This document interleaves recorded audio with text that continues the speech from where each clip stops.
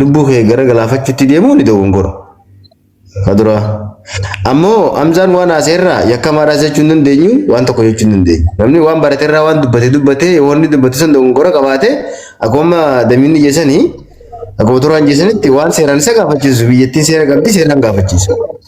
Waan hayyoonni immoo waan inni warra sheekotiin islaamaa waan gara wanti irratti hadiisa dogongora uume warri gabbee ummataaf sirreessee ifaa godhee wanni sun lakkii akka inni dubbatanii miti jedhu bifa miidiyaatiin deemanii warra sheekotaati.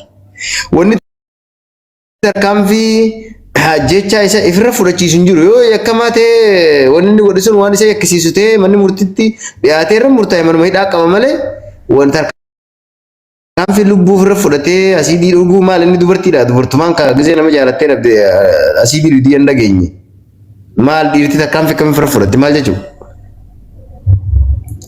Osoo hangamarra duulamee amma mucaan kun barruutti kisha dura barreessee gallakise oggaasumaan barjoolee dawwale kun amma yaasin oora jira silaabar namachi jiru kana mucaan kun akkam keessa jira kanuun ammoo odeeffannoo gaarii naa kanu dide ana akmaa jira jee yaasin diradhaa mucaan kana dhaqaboo yammaa haasoo makana raawaa haasoo don taane lubbuu mucaan kana dhaqaboo raawwa bara ammallee haaduu wiijaani bar duwwa irra murteessanii bar mucaan kana maal harkatamee mucaan kun yoo du'e maal harkatanii tanaan adiibu jirani maaltu jira wanni irraa harkatan dila galgala guutuu takkaa fi guddaan utoo hin jeeni irra duulanii akka mucaan kun summii dhugu godhan jechuudha. Kana gaa maal harkatame wanni harkatan maaltu jira fidaamee waan harkatan. Tokkoffaa duraa deemaa tokko takka tokko. Ragaan maaltu jira akka dhugee jiru. Eenyu gaafattee jirta badhaasa eenyu faadha warra irra duulu kun.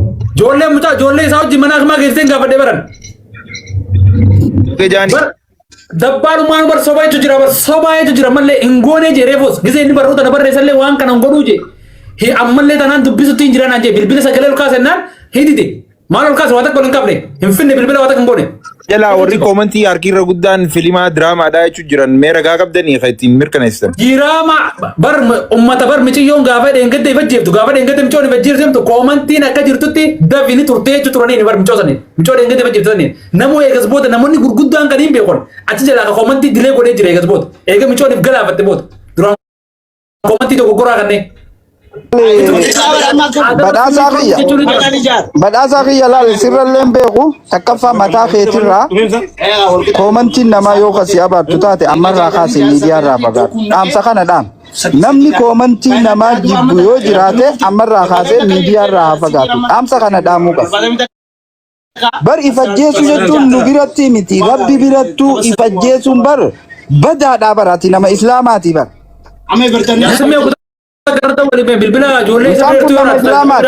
Beekamaa hawaasan godina please. Gudar amma inni silaa wallaaleeti amantiin hin beekaa jaa namni lubbuu takka baase akka alama guutuu baase jaa hangana wallaaleeti. Tanaan na dhibee baraan amma hawaasa akkamaa godhuu miti miidiyaa irraa fagaachuudha namni arraba hin dandeenye namni komii hin dandeenye miidiyaa irraa fagaachuudha. Eenyutu itti gaafatama godhu jira silaa badhaasa eenyutti gaafatama jette. Hawaasa. Tokkoffaa namni itti gaafatama godhatu durumattee nama warroota Laki lubbuu nama lubbuu if baasee tahee if miidhe tahee abbumaa itti gaafatama namni biraa itti gaafatamu jiru taakka jee. Damiirra seera mootummaa Itoophiyaatti abbaan ifajjeessuun mirga qaba hara seeraatiin. Waan kana beekame. Bakkuma tuttuu abbichi miidhe namoonni yoo fayyaa dhabayyoonii fi qoratamee karaa meedikaalaatiin irra gaame mootummaan to'attee namoota sana akka isaan fayyaa dhabasaniin akka isaaniif hin miine godhuun dirqama. San yaala. Nama miidiyaati miidiyaa irratti nama as bahee miidiyaa irratti hojjetu miidiyaa irra jira kana alagaa yoo komiidhaa fi jee komii namaa sodaatee fi arrabaa fi itti duula yoo namni sodaatu waamuun dubbannee miidiyaa irraa fagaachuu qaba. Ani ammoo isinumaan ajaa'ibe gin wallahi ijoollee keenya tana maammeedhaa. Itti gaafatamanii waan juusan immoo jalaadhee badhaasa. Itti gaafatamanii waan jiruufi. Warri ammallee kana kan meen hedduun ajaa'ibe ijoollee tana gaafa kan murtuguutoo nageetti karaa amantii kiristaanaa kanaan deemaa jennaan obboleessi keenya akkamitti deema jennee makiinaa binna supermarket binna jennee girrigirrii buun arra ragaan ka jiru mucaan kun nageetti bakka addunyaan tun na jibbisiiftee jirtiin hin du'aa jee haaduu maarree minaan So kana kama mucaa mana maaliif du'aa itti gootan akkanatti illee kana obboleessuma keenya niniisi ajaa'iba qabdan deebuu qaba yaa. deebuu qaba du'aa godhuu qabdanii fi ajjeesuun qabu ragaa jettan amma ragaa miseejii isaa kana. Roro ragaa amma mucaa dhageessee barsa. Mana ijoolleen miseejii kana miseejii wani barna jalaan kaasa mana bilbila. jibaa taatu namni faamilii qabu obboleeyyan qabu haadha qabu arra haatii isaatuun akkam jetti gurbaa keetii kana jee gisee jaan akkam jetti arra. Ay namni akka baatan Dawaan dia mana aku majra berjalan mana aku pakai sejaraban. Seera maame laale maame ani la seera amantii irratti eega du'ee booda miti bar maame akkuma namaatti amma amma dura guyyaa tokko murtii guutoo feesbuuk isaarra dhufeetuma nageetti je hara waaqayyootiin deema amantii islaamaa taran fadhu alla waa murtii guutoo keenya deema girri dabbalasii mana bana khaanachi mana bana rabsha arra kuni bakka addunyaan dunna jibbisiifteeniin du'aa jetti. Moa wani nila dubbachuu warri itti gaafatamu. Mee qoy. Oi badaasaa koi. Badhaasa haasaa butaka ilaamaa sooma jirta fuuldura. Bara ammoo kuni niin deemaa akka saayibatti illee ati irra obboleessi keenya tokko waan akkanaa yoo jee maal ta'ee jenneetu maal mari'annaa bar. Maal ta'ee maal ta'ee. Okay badiillee yoo qabaate kaan ganaa ijoolleedha to'ibatu inni sirrii jiraachuu dhabuu waan biraati sii galee. Ani ammaan dubbii kanarratti damiina qalbeessaadha. Ati isumaan ajaa'ibee qalbeessaanis sirrii tokko ajjeesuu ni dandeenya. Mee maal ajaa'ibdi bari bartaanaa bara moo ni jechuudha. Balla moo wanni jechuudha. Damiina isuma deebisi maal nurraa ajaa'ibe inni gaafa. Nuti wanni jechuudha. Isollee bakka rifaatuu takka Lakki gurbaa kana lakki gurbaa dirmadhaa fi wanni ajaa'iba natti maal Ali birri dhiyaadhaa jechuudha. Lammoo amee obbo takka dhaga'imaa. Ali firri nama kanaatti dirmadhaa namni kun beeku sababa hedduudhaani lubbuu fi jibbuu danda'a.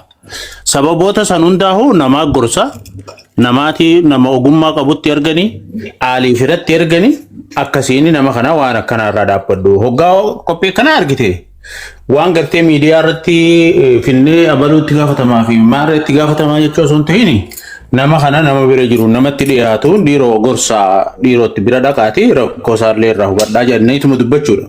Kan jechuun jirru warra gartee silaa waa jechuun jiru kan gartee inni akkamaadha inni akkasii waan jiru kana irraahi waan namaa ibsu jira gartee waan namummaadha waan mirgaa namni tokko dubbachuu waan beekumsa itti haajamu immoo qaama beekumsa sanii qabuutiitu deebisaa kennaafi. Waan cabina heeraa irratti immoo biyya heera qabdu keessa jiranii gaafatama heeraa jala jira.